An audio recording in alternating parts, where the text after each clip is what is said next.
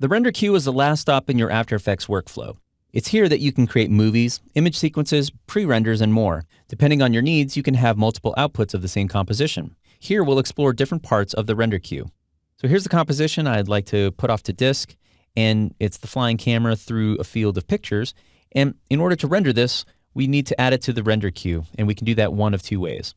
So we can select our composition here in the timeline or down here in the project window and go up to Composition, Add to Render Queue. And by doing that, you see that we have a new render item in our render queue. You can alternately click and drag one or more compositions from the project window into the render queue, and it will add new render items accordingly. I'll delete this.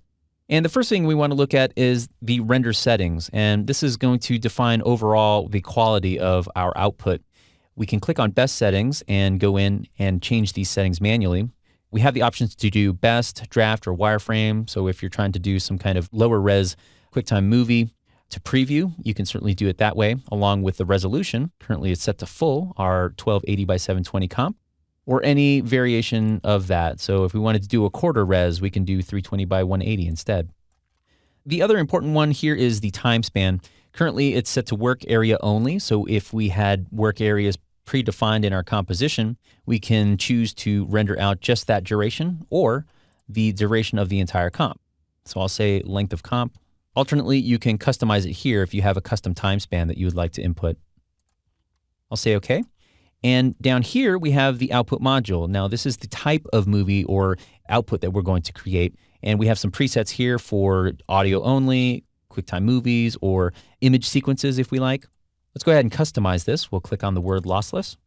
We have the options to do QuickTime, any image sequences like Photoshop or TIFF sequences if we like. I'm going to stick with QuickTime. And over here under Format Options, this is what allows us to choose which codec we want After Effects to render with. So clicking this list down will show you a list of all the available codecs that are installed in your system. Choose which one's best for you. I'm going to choose ProRes. I'll say OK. And we also have the option here to render out RGB, our alpha channel if we like, and if our codec supports it, we can do an embedded alpha with our movie. If you have any audio that's enabled inside your compositions, After Effects will automatically include that audio. If you don't, or if you want to not include audio, you can select Audio Output Off here. We'll say OK. And over here, we have the file location. So this is where we define where on to disk we want to render our output. So I'm going to click here, and now I'm just going to target the desktop, and we'll say OK.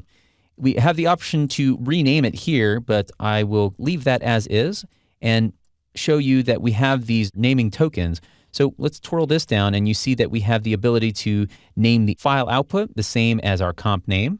We can choose to tell it to name it the comp name and the codec. So if I click this, you'll see we have master plus the codec at the end here. Alternately, we can add in our own custom tokens. So down here at the very end, I have the comp name plus the compressor. I'm going to do underscore and add in the frame rate. So we'll say OK, and you can see that it adds in the frame rate at the very end. So within this one render item, we're currently set to have one output module, and that's going to render out a QuickTime, and it's also going to render out this one movie here at that predefined location. I can also render out another output module, and so this is kind of cool. We can set within one render item another output. So if I wanted to do a image sequence, let's go ahead and just click this and go JPEG sequence, and the format options, we'll leave that. Sure, that's fine. We'll say OK. And this time, I'm going to tell it to render out to a subfolder called master JPEG. Let's go ahead and name it what it is, and we'll say OK. And so now within one render, I'm going to output a QuickTime movie and a JPEG sequence. And I can keep adding as much as I need just by hitting this plus button. If we wanted to keep working inside of After Effects, we can certainly tell it to render in Adobe Media Encoder instead. And so this will launch Adobe Media Encoder, and we can keep working inside of After Effects as this render item renders. So otherwise, we can just click render.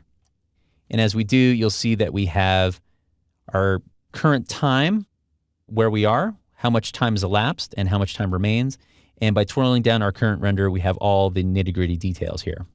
And then we have that final sound of, hey, this is done. Let's go ahead and go queue up our folder onto disk, and we can click the output module down here to reveal where on disk it is in case we open up this project 10 months down the line and say, hey, where did we render this out to? The output module remembers that, and you can click on here to open up that file path.